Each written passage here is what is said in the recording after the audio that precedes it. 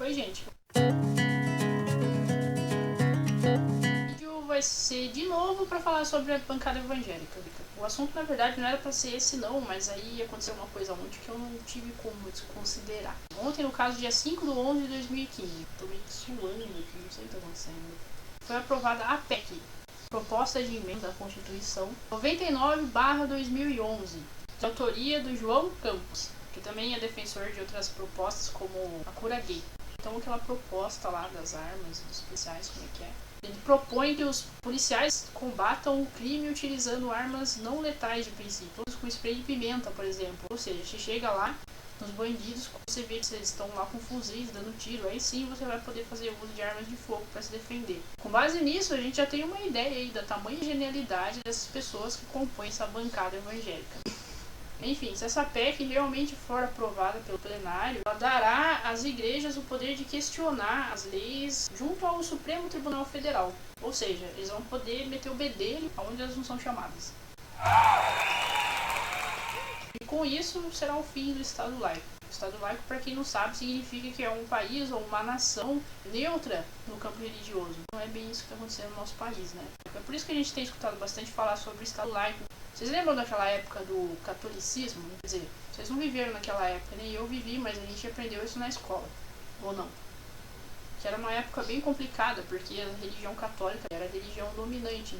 E era uma situação muito foda.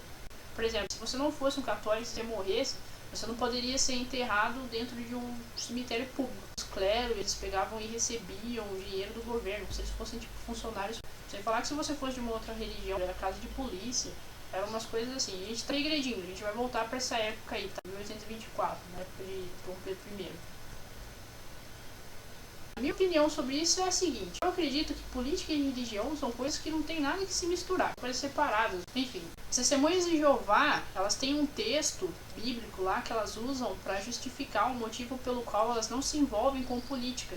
Eu não sei se vocês sabem, mas testemunhas de Jeová não se envolvem com política. Elas cumprem lá com os seus deveres de cidadãos, né? Dão a César o que é de César. Vão lá, elas votam, elas tiram o título de eleitor, sempre votam nulo, elas não se envolvem, porque elas acreditam que o único governo que tem o direito de governar é o governo de Deus, de Jeová, no caso.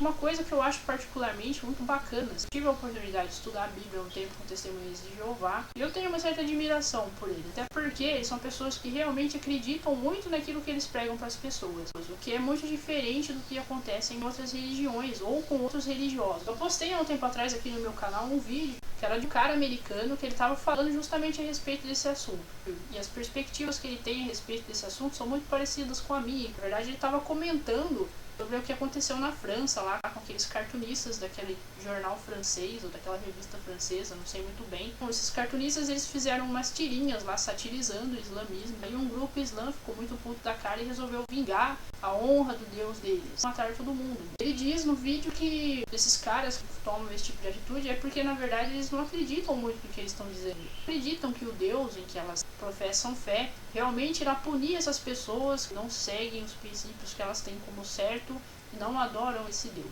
Porque se elas acreditassem de fato, as pessoas serão punidas depois da morte, que elas vão lá arder no inferno por toda a eternidade. Eles não precisariam fazer nada, simplesmente deixariam pra lá. Deixa pro relento, deixa acontecer. Mas só que elas não acreditam. Elas não acreditam que essas pessoas vão ser punidas. Então eles se sentem obrigados a fazer alguma coisa a respeito. Agora, no vídeo, inclusive, ele cita um exemplo muito bacana. Ele fala assim: bom, eu não acredito em Deus, né?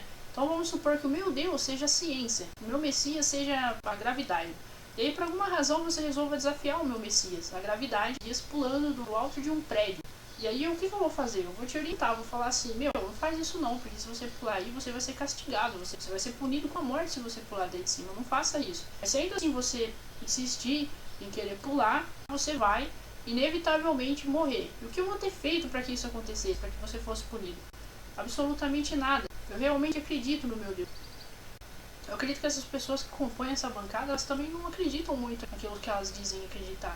Porque se elas acreditassem, elas deixavam as bichas aí em paz. Elas deixavam as coisas acontecerem. Tem uma parte no texto desse João Campos aí que eu achei interessante. Fala assim que o Supremo Tribunal Federal expressa conceito contra os argumentos de ordem religiosa, que eles dão preferência aos argumentos científicos.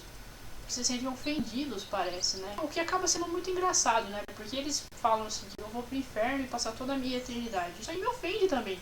Não tem nada que ficar falando que eu vou pro inferno. Mas eu não posso dizer que eu tô ofendida. Legal isso aí. Enfim, gente, esse é um assunto que gera muita polêmica. Se eu ficar falando, se eu ficar expondo minha ideia, vai ter bastante gente querendo criticar.